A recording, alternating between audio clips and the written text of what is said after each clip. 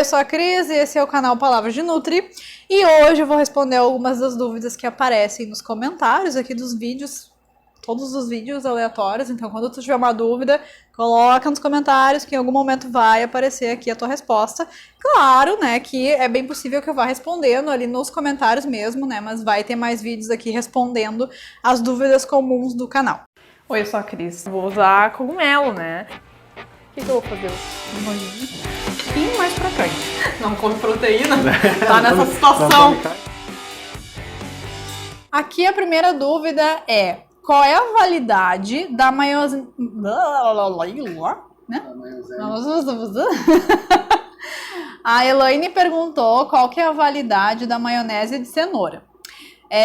Cerca de 5, 7 dias na geladeira. Dá para congelar também, dura tranquilamente mais de um mês, só que na hora de descongelar talvez ela perca um pouquinho a textura. Então eu gosto mais de preparar para consumir ao longo da semana ali, e acho a textura mais gostosa e o sabor também. Então 5 a 7 dias bem tranquilo na geladeira. A Valkyria me perguntou cadê eu, se eu ia voltar a gravar. Estamos aqui. Estou aqui. Voltei finalmente. Que eu já expliquei, inclusive, né, que a gente parou por causa do meu mestrado, aquela coisa toda, na novela mexicana, enfim. Mas tô aqui, hein? Vou gravar, se inscreve no canal, enfim, fica por aí. O Flávio Campos perguntou se a espirulina e a clorela não são considerados superalimentos. O termo superalimentos, ele não é um termo científico, né? Ele não é um termo oficial que a gente usa de classificação dos alimentos. Ele é um termo popular que se refere a alimentos que são ricos em algum nutriente, algum componente que traria benefícios à saúde.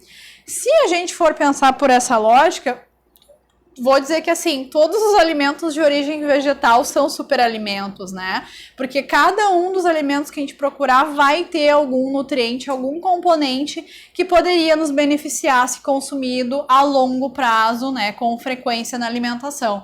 Então assim, sobre a questão da clorela e da espirulina, que inclusive gerou brigas, enfim, nos comentários do canal, gente, se quiser consumir, pode consumir, não tem problema nenhum. Mas como é um alimento caro, né, e não é acessível, e muitas vezes não é nem palatável para algumas pessoas, eu prefiro trabalhar com as opções que são viáveis para a maioria das pessoas.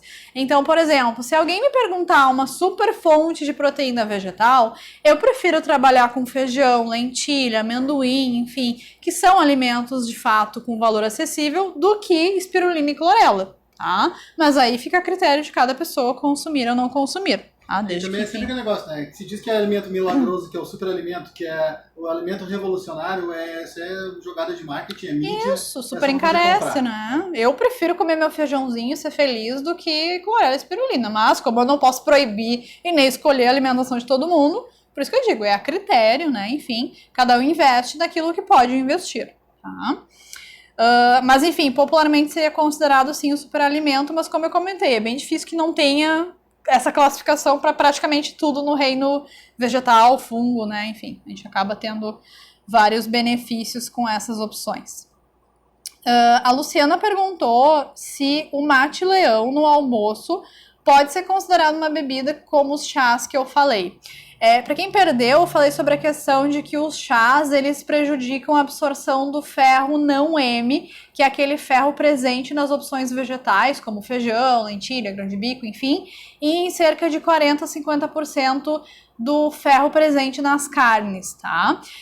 E esse ferro, ele sofre, sim, influência, né, de alguns componentes, compostos, enfim, tanto no sentido de melhorar quanto piorar a absorção. O que piora? Chás em geral. E sim, inclui o mate-leão. O mate-leão, na verdade, é uma marca, né? E ele é um chá mate, tá? Então, ele é um dos tipos de chá que mais atrapalha a absorção do ferro não M. Então, para quem quiser realmente cuidar aí a sua absorção de ferro, tenta evitar, assim, no mínimo 30 minutos após a refeição. Mas quanto mais longe, melhor, só para garantir. Então, sim, atrapalha. O chamate é a mesma erva do chimarrão, erva mate. Isso, só que tostadinha. Isso, exato, para fazer o chá. Na receita da panqueca, tá? A Oniara, eu acho que é assim que se fala, pediu se dá para substituir a farinha de trigo por farinha de arroz. Sim, dá para substituir, na verdade, por praticamente qualquer farinha sem glúten, mas talvez a textura da massa mude um pouquinho, ela fique mais pesada, o que é bem uma característica das farinhas sem glúten, tá? Mas dá pra colocar, sim, a farinha de arroz. E manter o resto da... A tapioca não tem glúten, né? Não, tapioca não. Dá pra usar também, como se fosse Também dá, daí dá pra fazer uma mistura de farinhas, enfim, ir testando, né, a textura ali, o sabor que tu gosta mais, mas bem tranquilo substituir pela de arroz. O Caveira perguntou se eu já convenci o meu acompanhante em 2021 a parar de comer carne. Suspeito eu que o acompanhante é o Anderson, que é o produtor do canal. Não, ele não se tornou vegetariano vegano, mas o Anderson, desde o início do canal, sempre comentou muito que ele, na família dele, né, na rotina dele, não é a carne, não é uma coisa assim, nossa, superestimada, que muitas vezes tem opções vegetarianas, né? A gente passa dias, às vezes, sem comer carne. Mas às vezes a gente deixa no freezer lá e passa dias sem comer. Viu só? Então. Tanto que a gente sabe também, aí eu não preciso ter nem consulta contigo pra saber o que usar ou não, de tanto que eu já gravei. Mentira, precisa sim, todo mundo precisa ter uma consulta comigo. Então, mas aí que tá, eu acho super legal, assim, né, porque não era nem necessariamente uma coisa do canal, o Anderson já trouxe essa ideia com ele, e ele é bem de boas pra testar as receitas, inclusive ele já se ofereceu pra testar receitas aqui veganas e comentou de opções. Eu vou fazer receitas veganas aqui, eu vou fazer versões... Aguardem. Versões veganas de pratos normais. Eu vou assumir a câmera.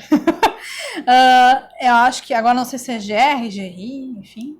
Mas enfim, ele falou que ele quer ser vegetariano, mas ele acha muito caro. Eu fiz um vídeo no canal que se chama Custa Caro, é caro ser vegetariano? Recomendo dar uma olhadinha. Inclusive eu deixei ali um link para o meu Dropbox em que eu fiz um cálculo, né, uma simulação de um cardápio vegetariano barato. E, claro, os preços estão desatualizados, porque eu acho que foi em 2017, 2018, então algumas coisas aumentaram de preço, infelizmente. Mas quando a gente fala alimentação vegetariana, para a gente pensar uma opção que seja realmente viável, barata, né, a gente tem que trabalhar com os alimentos que eles sejam os alimentos que vêm da feira, né, que vêm do hortifruti. Então, concentra a tua alimentação em arroz, feijão, salada, frutas, tá? Traz isso para tua alimentação. Vê receitas que tu possa colocar mais vezes no teu dia a dia. Aqui no próprio canal eu tento trazer opções que são realmente mais baratas e que podem, né, incluir algo viável pro dia a dia, tá? E esquece que tu vai ter que ficar suplementando tudo, que tu precisa comprar um leite vegetal de amêndoas que custa R$18 o litro, ou que tu tem que substituir a carne por uma opção de uma carne vegetal que custa R$15, R$20. Não é a ideia, né, da alimentação vegetariana saudável e barata. A gente consegue tudo que a gente precisa com as opções de alimentos in natura, minimamente processados. Grão, fruta, salada, enfim. Vai pra feira e na feira tu consegue fazer um bom cardápio, ter uma boa alimentação, sem precisar gastar muito, tá? Dica, final de feira sempre é um melhor momento, porque os feirantes estão lá querendo, né, se livrar da sua mercadoria e acabam reduzindo bastante o preço, então fica de olho, a famosa xepa que se fala, né? O que o pessoal fala muito também, que eles acham caro, é a parte de castanha. Castanha, oleaginosa, essas coisas assim. Isso é obrigatório a pessoa que é vegetariana comer? Não tem nenhum alimento que seja obrigatório, né? O importante é que a gente consuma, assim, pelo menos um alimento dentro de cada grupo. Então, por exemplo, não como nenhuma fruta, com exceção de banana. Ótimo, pelo menos tu come uma opção de fruta, que é banana. Se puder variar com outras opções, melhor. Então, assim, não precisa comer castanha. Se a gente quiser comprar uma opção que seja, em termos de composição nutricional, parecida e que realmente seja barata, amendoim. Amendoim é uma das opções mais baratas e muito parecida com a composição das castanhas. Daqui a pouco não compra nozes, amêndoas, investe em comprar daqui a pouco chia ou gergelim, que são sementes mais baratas também, tá? Então dá uma olhada nisso, não te concentra em comprar coisas ali, né, super caras. Não precisa, não tem nada obrigatório. A Aline, ou Aline, eu não sei, comentou que as massas salgadas veganas dela não crescem e não ficam fofas. É um problema que às vezes eu também me deparo, tá? Então, assim, uma dica é peneira os ingredientes para eles ficarem mais soltinhos, mais, né, aerados ali, tá? As farinhas, o sal, se tem que usar açúcar, tudo tu vai lá e peneira dos sólidos, tá? Outra dica também é tu colocar uma quantidade de óleo que não seja muito grande, porque isso pode acabar pesando a massa, tá? Então sempre trabalha com opções de receitas em que vão uma quantidade moderada de óleo. Por exemplo, vai ter 2 xícaras de farinha, no máximo uma meia xícara de óleo para não pesar a massa. Outra coisa também, olhar a validade, em especial do fermento, tá? Porque muita gente se passa, vai usando o fermento, não olha, isso faz diferença. E aquela história que a gente comentou até num vídeo do bolo, que é delicadamente misturar o fermento na massa, pode fazer diferença sim, tá?